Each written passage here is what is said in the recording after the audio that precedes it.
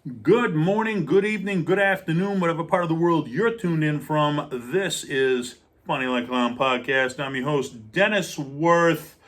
What's today? July 8th, 2026. A few days after Firecracker Day. Let's see. It's episode 188. And I've made the decision I'm going to stop the podcast at 200 episodes, so we only got a few left. But I've done pretty much what I want to do. I want to explore the history of comedy. I've done it. So we're going to wrap it up here in the next few episodes. And I have other projects I'll be working on, which I'll let you guys know about. As always, today's episode is brought to you by G Vegas Buffalo Sauce. If you're on the video version, look at that stuff right there, baby. That's the stuff right here. The official Buffalo Sauce of Joke in the Box Comedy Club. Go to www.jokeinthebox.org. Get it shipped right to your door, man. You can order some off there, and I'll tell you, this stuff is like, you can make, you put it on your macaroni and cheese, you put it on your eggs. It's not just for wings, man. This stuff is the sauce. You add taste to anything you want. And you guys purchase it, and it helps me bring you podcasts and TV shows and movies and everything I'm doing. So thank you guys for supporting me on my journey here into laughter, because I love it. But all right, no more messing around. Let's get to it, man. We're here to discuss comedian Nikki Glaser. And, I caught on to her before she was famous, and she had a few things that kind of made me laugh. And I thought, all right, she's an up-and-coming comic. And then, boom, she just blew the scene wide open. And I guess I'd say about this comedian is, you think everybody's an overnight success. When you see somebody's popular, you don't realize how much work they put in to get to the point where they're a famous comedian. And this woman, she put in the work, let me tell you. I mean, this, a lot of people ask me. I put on some of the big shows in Massachusetts back in the day, and everybody, asked me, how did you get this far in comedy? And it wasn't because I was the funniest comic. It was because I outworked everybody. I put in the work, okay? I think Kevin Hart said it best. Everybody wants to be famous. Nobody wants to put in the work, okay? Well, Nikki Glaser, this woman put in the work. Comedian, actor, comedy specials, award shows, roasts, talk shows, you name it, this girl's done it. She's had nominations for a Critics' Choice Award, Golden Globes, Grammy Awards, Primetime Emmy Awards, and, any local comic, they would be, thrilled to just be nominated for just one of those, never mind, the long list that she's accomplished here. And she was voted one of the 2026 most influential people in the world. If you're on that list, and that means, reminds me of like Taylor Swift, like how many Swifties she's got, well, Nikki's got her Nikki fans here, and, she can sell her opinion on what she's done. That's what you do in comedy, and people are buying her opinion. They're absolutely loving them. Born in Cincinnati, Ohio, okay, Cincinnati, WKRP. That's for my older fans that are watching. You remember WKRP in Cincinnati? Well, that's where it was based, out of Ohio.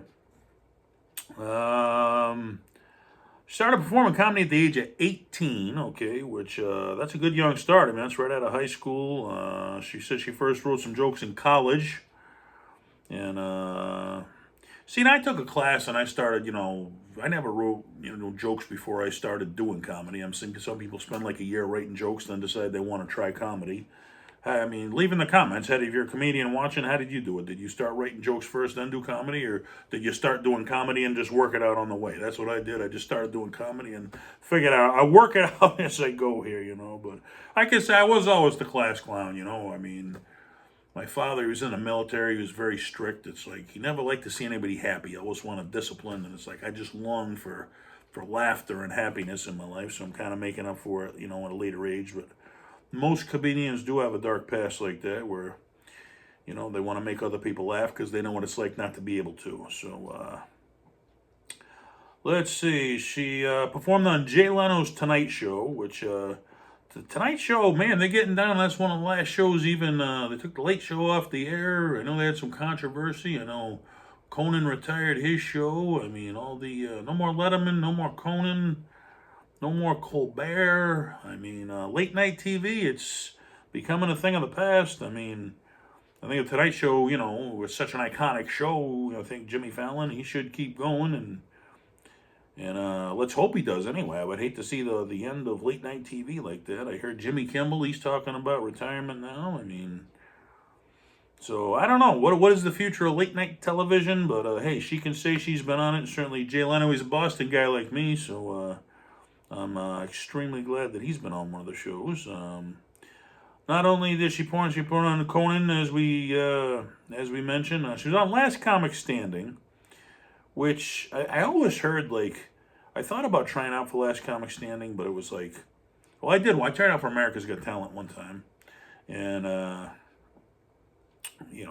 guess I didn't know how to do it. And I not that I do dirty comedy, but I do controversial comedy, and it's I knew I had to clean it up for television, and I didn't clean it up enough. But if I had to do it again, I'd know how to handle it. But they say, if you go out for one of those shows, they're just looking to get pictures for the TV show of a bunch of people in line, and you actually need an agent if you want to get on one of the top spots on one of that shows. It's all I don't want to say fixed, but hey, the fix is in. That's what I'm saying, man. It's a podcast. I can say what I want, right? But, hey, she got on there. I don't know if her agent got on there or how she got on there, but she was on there and definitely got national exposure. I missed that show.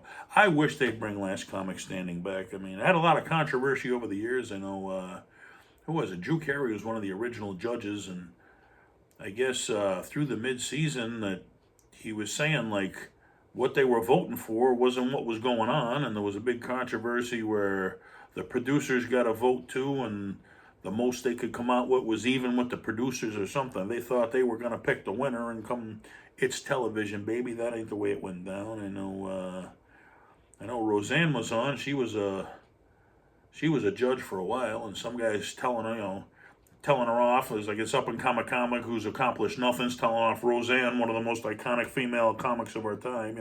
Like he knows more than I've dealt with that on the local scene, man.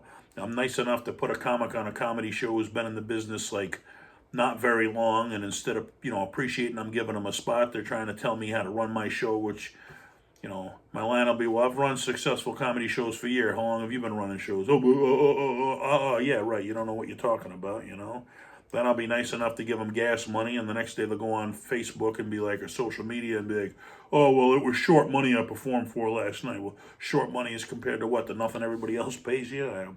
That's what you deal with, you know what I'm saying? Let's see. Her first special, Perfect, aired on Comedy Central. And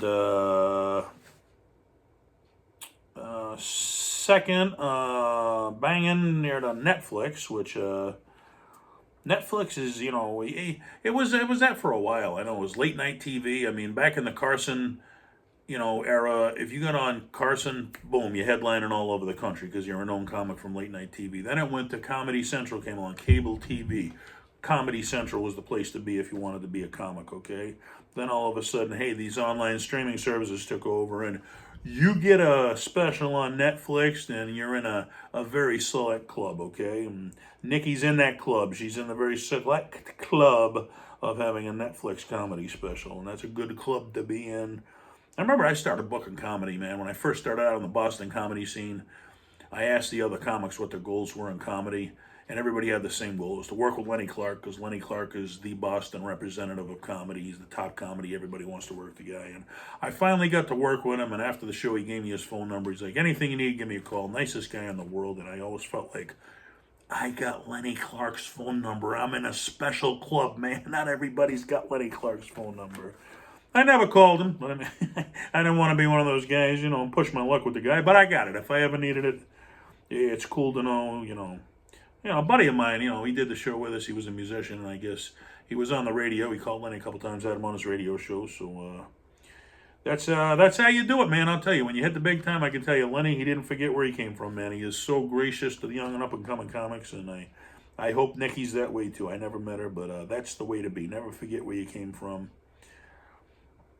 This is where she really made her big break. In 2024, she was on the roast of Tom Brady. I mean, not that she wasn't a known comic, okay? She was a known comic before that, but I mean, if you want to talk about what's the peak of your comedy stardom, well, the Tom Brady, that was when, man, she hit her peak right there. She outshined every other comic on that show and had the best set and just freaking nailed it out of the park right there. And I remember that was like it for me. I was doing a lot of, I was doing a local television show when I had on some local comics, and one time I was able to get Steve Sweeney on there, which he's the king of Boston comedy. Him and Lenny are the two big representatives. And I'll tell you, once Steve Sweeney walked in the door, I was like, that opened a lot of doors for me. I mean, I had to ask my comics to get on the show after Steve Sweeney was on there begging me to get on the show. It was like, that's the kind of stuff you do when you rub elbows with the big comics. Let's see. Since 2022, St. Louis has celebrated a Nikki Glaser Day. So, I mean, here's a major city having a day after, famous comedian Nikki. It reminds me, I know, like famous basketball players, when the college they went to will retire their jersey. But then when the high school, when you're playing in the NBA in your high school, they want to retire your jersey. That's when the local community is really standing behind you. So I mean, that shows the local community is really standing behind Nikki. Let's see. In 2025, she was honored with a bobblehead by the St. Louis Cardinals. Which, I mean, if I had a dream in comedy, okay, it would be to play the Boston Garden. And I'll tell you, if the Boston Celtics, my favorite team of all time, I followed them since I was a kid, if they ever gave me a bobblehead, I could die happy. Okay, so I don't know if it was that big of a moment, if she was a big Cardinals fan. I mean, I'm sure she was after that day, but I grew up watching the Celtics. I bleed green, is the old saying around here. I mean, if that ever happened for me, oh, what a day that would be for me. So hopefully it was a great day for Nikki. Here's where she started really making her bones. 2011, 2014, she did a podcast. You Had to Be There. Let's see. 2013, she performed on a radio show, Debaters. 2015, appeared on the Giant Bombs podcast. So, and I didn't know she was a big podcaster. I didn't know. And I remember my buddy saying to me, man, I hope nobody does a podcast. There's too many of them. It's like, well, you know why there's so many podcasts? Because that's what people are listening to, man. That's why everybody's doing a podcast. And I remember a veteran comic said that to me, too. He's like, don't be controlled by the local, media. I mean, if your local comedy club, there's cliches and cliques you got to be in and circles in comedy. If you're one circle, you can't get another circle. If a comedy club won't book you, man, don't stop there and give up your dream, man. You can put your phone in front of you, hit record, boom, you're on the internet, and you can make it off of there. So don't let any of that slow you down. That's why Nikki's making her bones in podcasts, because that's the place to make it. She co-hosted a podcast, We Know Nothing, another podcast, Not Safe. 2018, she got on Sirius XM Radio, a show called You Up, and I'll tell you, I invested in Sirius XM Radio when it was a young thing, and their stock's going through the roof, baby. So somebody's listening to them. My stock's up, and maybe Nikki, thank you for making me some money if you're out there, man, being on Sirius Radio. I don't know if she was the cause of it or not, but hey, good for me, good for her. 2022, she did the Nikki Glaser podcast, where her name's getting so big, you don't got to come up with a catchy name. Her actual name is the catchy name now, because she's a recognized comic, making her bones. How did she become recognized? She's on the Howard Stern Show. That'll get you out there. On the Joe Rogan podcast. That'll get you out there. Joe's a Boston guy like me, and I'll tell you, I play a lot of the old clubs, that Joe used to play when he was an up-and-coming comic. And I remember in the Boston Herald, I found an old issue of the Boston Herald, and there was a picture of the comedians coming to the local comedy club, and there's Joe in just this cheap-ass 80 blazers. I just started, full head of hair, I just started cracking up when I saw the cheap blazer, but goes to show you, man, another guy paid his dues, came up, did what he had to do. Let's see, so She ended up getting a large following on Instagram, which I'm on Instagram, don't have a huge following. I'm a Facebook guy, but I mean, you can only get so big on there. You know what I did? I recently, I started TikTok, and I got some YouTube videos, and they do okay, and I do better than most on YouTube. But I'll tell you, you want to find out where the kids are? Kids ain't on YouTube anymore. That's the older generation. They're on TikTok. I mean, I put a few videos on it. One hit like 451,000 views, and now I'm figuring out where my audience is. It's on TikTok, baby. But don't worry, I'm still going to put this podcast on YouTube because that's where I started, baby, right there. And hey, that's where Nikki started too, doing podcasts. And no, I mean, I do. I put them on Facebook too. I'm on iHeartRadio. I'm on TalkShoe. I get them on a bunch of different platforms. And I can't say one platform, gets all the hits. It's like, but if you add up every platform I'm hitting quite a lot of people with this podcast, I'll tell you. Oh, let's see.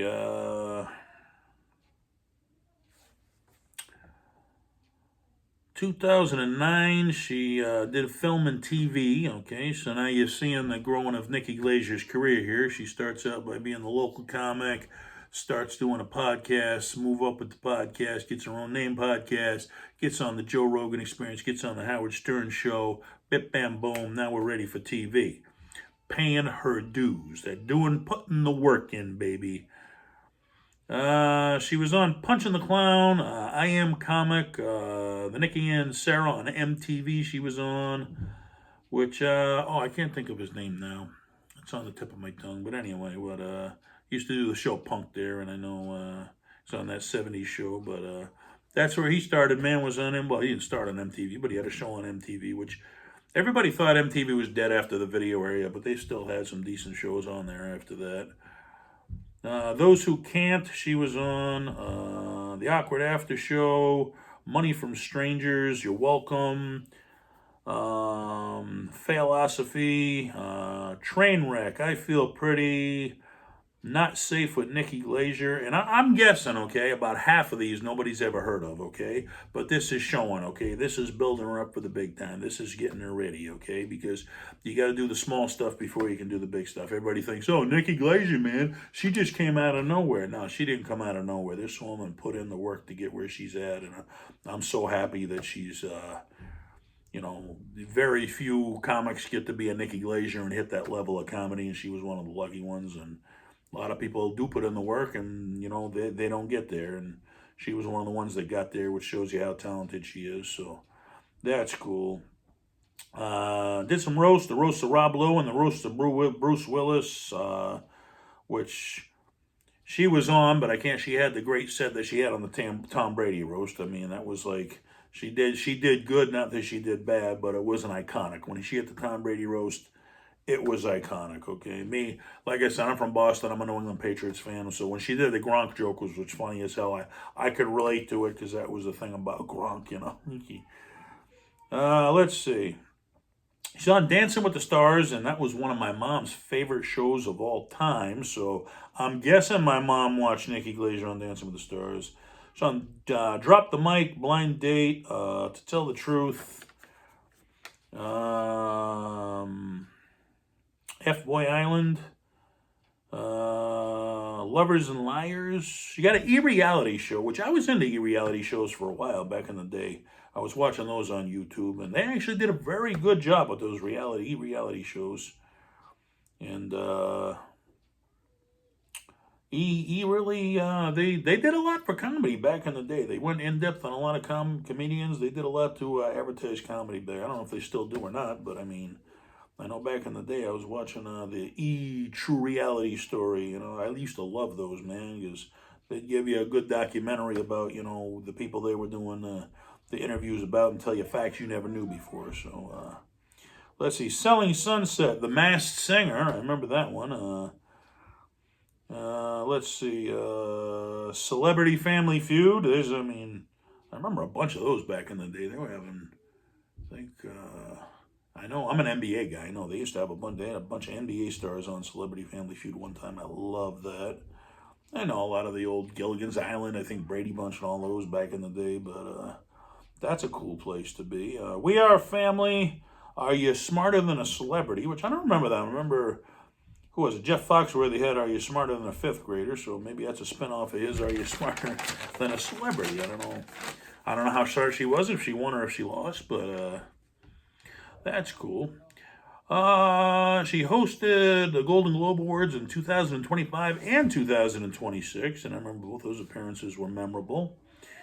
And I guess one of her jokes was, I know, because oh man, I'm getting bad with names, but they had the director there and went to jail because he was trying to sleep with the girl. You want a big role, you got to sleep with me. And Hollywood got cracked down for that, and it was such a sensitive subject. And she's belting out jokes about it, But that's what gets you remembered, man. You talk about the subjects that nobody else dares to talk about, right there. And I remember Josh Blue when he was on Last Comic Standing. Who was it?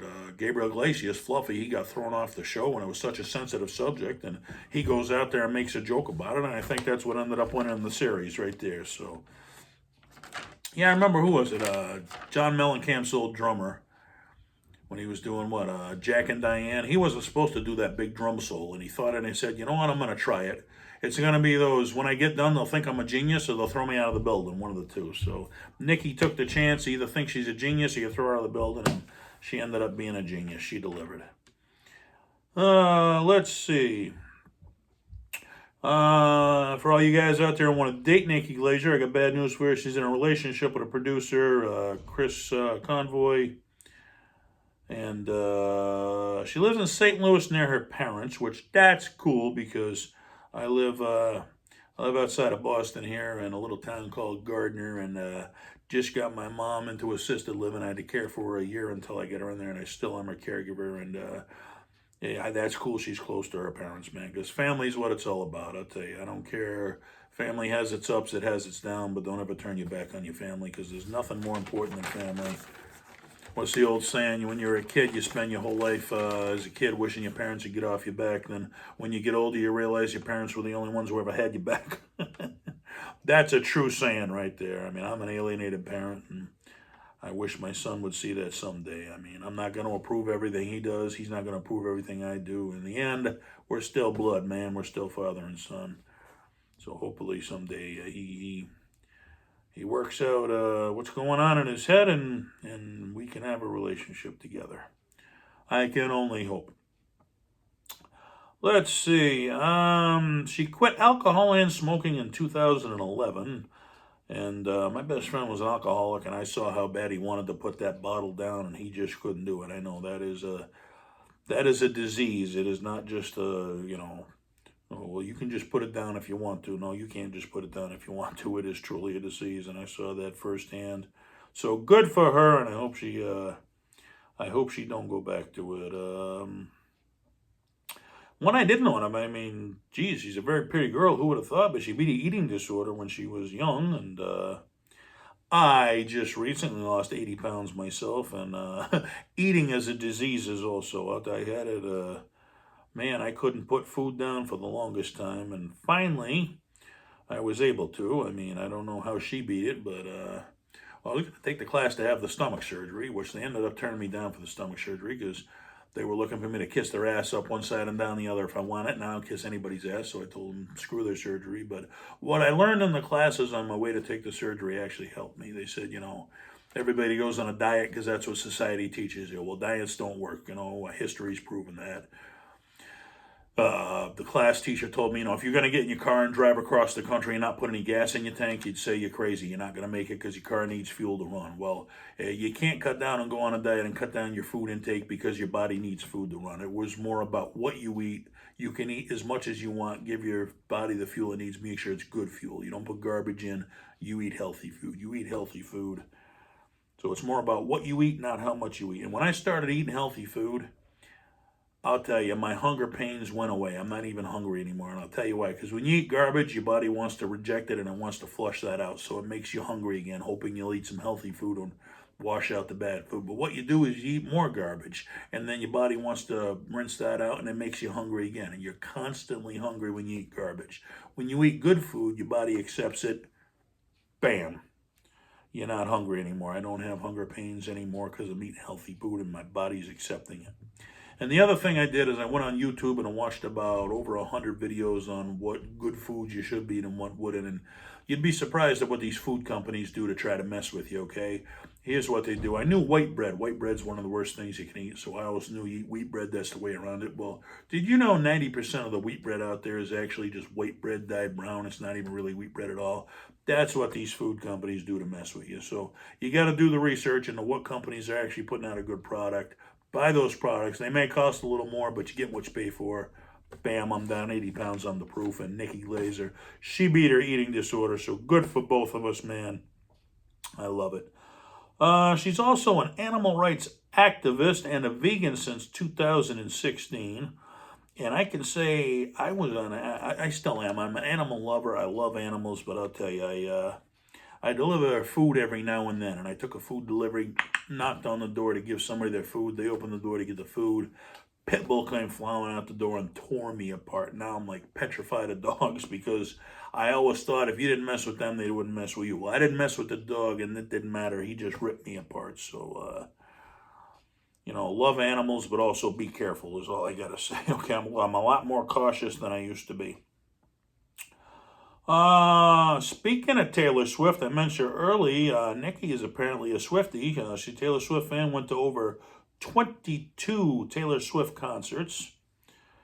Let's see, had her own comedy concerts, which I don't know. Have you been to 22 Nikki Glaser concerts? How many? Put in the comments, man. What's the most Nikki Glaser shows you've ever seen? And she's coming to Boston. My buddy actually wants to go see her, but he's always looking to go for a comedy show for the prices we paid back in the day of $20. And then when I tell him, hey, the price is closer to between $100 and $200, then he kind of backs out because he ain't got the money. So, but that's what you got to do nowadays because you can't make any money putting out comedy albums anymore because of the free downloading. So you got to charge ridiculous prices live to make up for what you're losing. So there it is. She got her own comedy tours. Bring It On. One Night with Nikki Glaser. The Good Girl Tour. Alive and Unwell. The Stunning Tour. She was in some music videos there. Pillar Assault and Monetary. She was in a video game too, which there are some comics actually, more than you think that have been in video games. She was in Call of Duty Black Ops 7. And I got a character I do in comedy called the Child Sports Superhero, which I've put out 2 movies on. One was picked up by Fox, and they put it on the streaming service Tubi.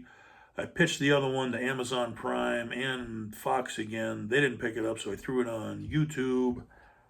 And I got a comic strip I put out about it. My next move, I would love to have a video game about the Child Sports Superhero and all the villains that he goes up against. So, good for her, man. That's where I mentioned earlier, the kids are on TikTok. Well, the kids are on video games too, man. That's where you want to go if you want to get an audience.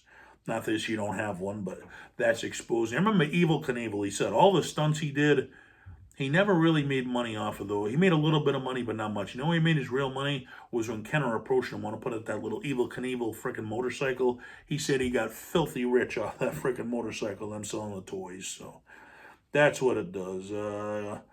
It's on Apple Music and Spotify if you want to check out her discography. And that's it, man. Nikki Glaser, what can you say, man? I mean, paid her dues. I mean, how many podcasts did she do, coming up? And if you're a local comic like myself, you try to follow in the footsteps. I do a podcast, as you're watching now, Funny Like Clown Podcast. I got my TV show called The Comedy Kitchen. Check that out on YouTube. I got, like I mentioned, the Child Sports Superhero. Well, it's called The World Needs a New Superhero if you're looking for it. The character's name is the Child Sports Superhero. But The World Needs a New Superhero. I got a couple movies out. I got some short films out. Try to keep my hand on a little bit of everything. But, I mean, Nikki, she, like I said, you can see from podcasts to TVs to movies to roast to major comedy specials to being on all the platforms that, we all dream about as a comic. So good to see her make it. Hey, whether you're a comic or not, tell somebody a joke. You know why? Because what happens when somebody tells you a funny joke? You want to tell somebody else, okay? When they hear it, what happens? They want to tell somebody else. When they hear it, you know what happens? You're spreading laughter throughout the world, man, and laughter is the best medicine. I'm Dennis Wirth, your host. Tell your friends, tell your neighbors. Tune me in, Final Call podcast. I've probably done a podcast on your favorite comedian. Go check it out.